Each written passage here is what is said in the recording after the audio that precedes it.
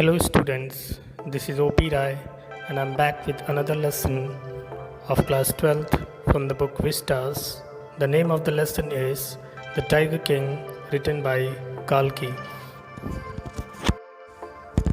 Let's get started by knowing something about the author.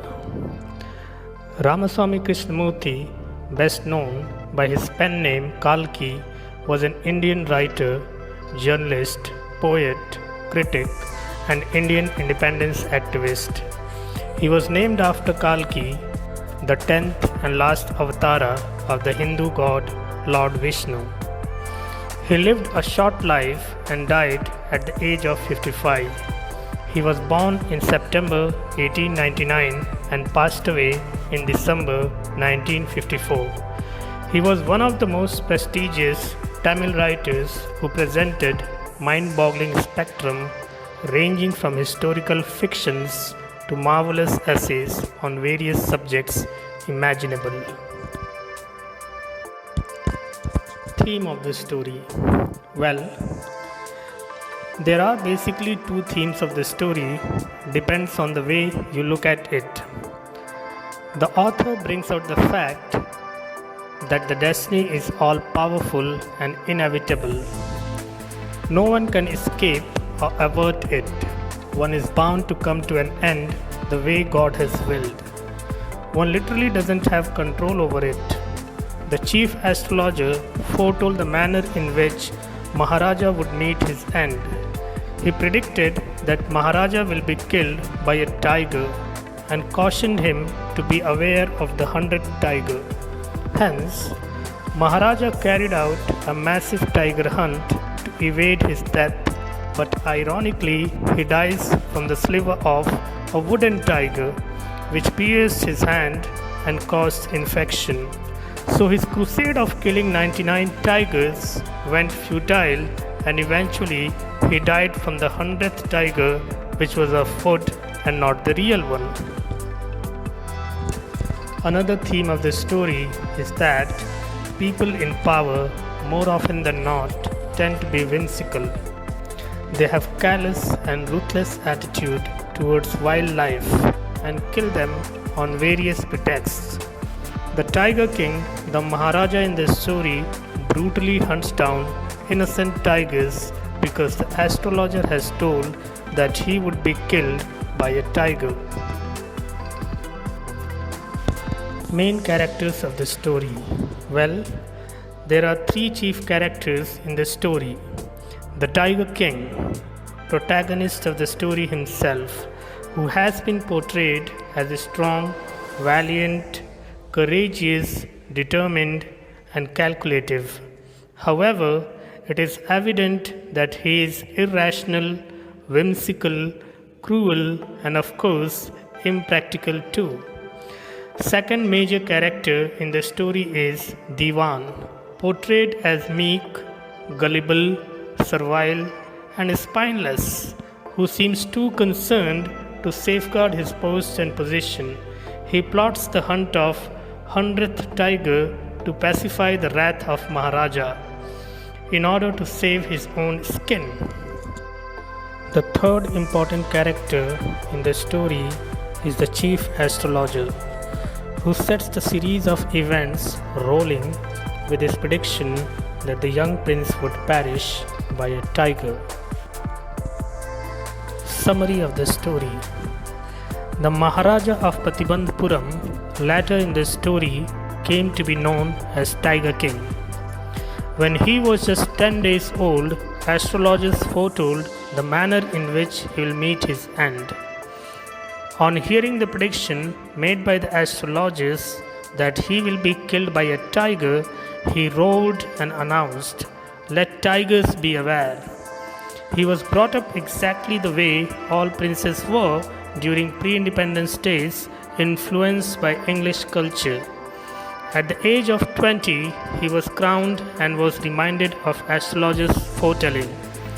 He sets out on tiger hunting spree and banned the tiger hunt by anyone else but him in the state. He killed the first tiger and jeered at the chief astrologer, who thereupon advised him to be cautious and careful with the 100th tiger. However, a British officer showed interest in tiger hunting, but his proposal was turned down by the Tiger King outright. Having angered the officer, he sensed the danger of losing his throne. In an attempt to please British officer's wife, he sent 50 diamond rings, hoping she would pick and choose one or two and return the rest. But she kept them all and sent her regards. In the process, he lost huge amount of money. Thereafter, he hunted down 70 tigers in 10 years. Since the tigers were wiped out from the forest of Patibandhuram, he decided to get married to a princess of neighboring kingdom with a large tiger population. Each time he visited his father-in-law, he would kill 5-6 tigers. That way, he succeeded killing 99 tigers. The Tiger King desperately needed the last tiger, the 100th tiger, to kill and prove the astrologers wrong. But he went completely berserk when there was no tiger left even in the kingdom of his father-in-law. Then he hears the news of a tiger in a village.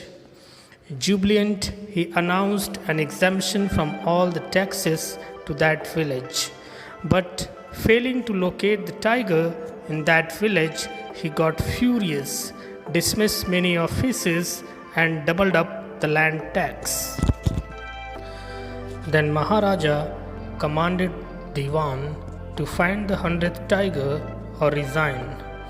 Bewildered Diwan kept the tiger hidden in his house, which was brought from the People's Park in Madras. He took the tiger to the forest in his car where the king was hunting. The king was elated at the sight of the tiger. He aimed at it and shot it dead and ordered the staff to bring it to the capital. However, the tiger wasn't dead. It was weak and had fainted from the shock of bullet passing near it. The hunters thereupon, fearing the fury of the king, killed the tiger themselves and took it to the capital. Finally, the king was relieved after killing the 100th tiger and proving the astrologer wrong. On celebration of his son's 3rd birthday, he brought a wooden tiger from his shop as a present. The wooden tiger was poorly crafted and had a rough surface. It had many tiny slivers which stood up like quills.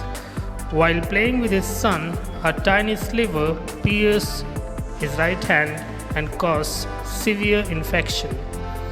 3 surgeons were called and they operated upon the king. They declared the operation successful. The Maharaja is dead.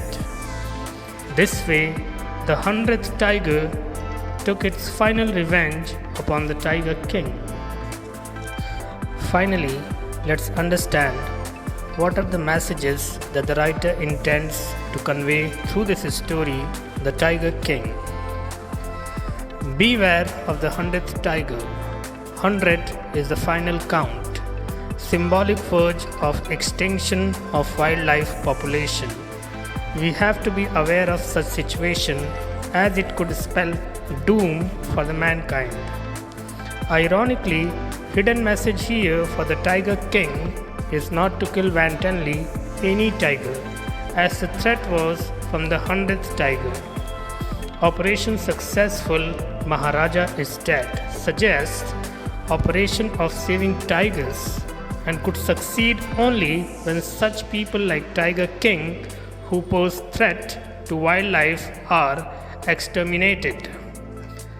Tigers' farms run dry metaphorically suggests wildlife sanctuaries, tigers' reserves, safaris, animal parks, which are supposed to be safe habitats and breeding grounds for wildlife, but are ironically running dry because of illegal poaching and turning these wildlife havens into their graveyards. Dear students, I hope this video will help you understand the lesson. See you next. Till then, goodbye and thank you.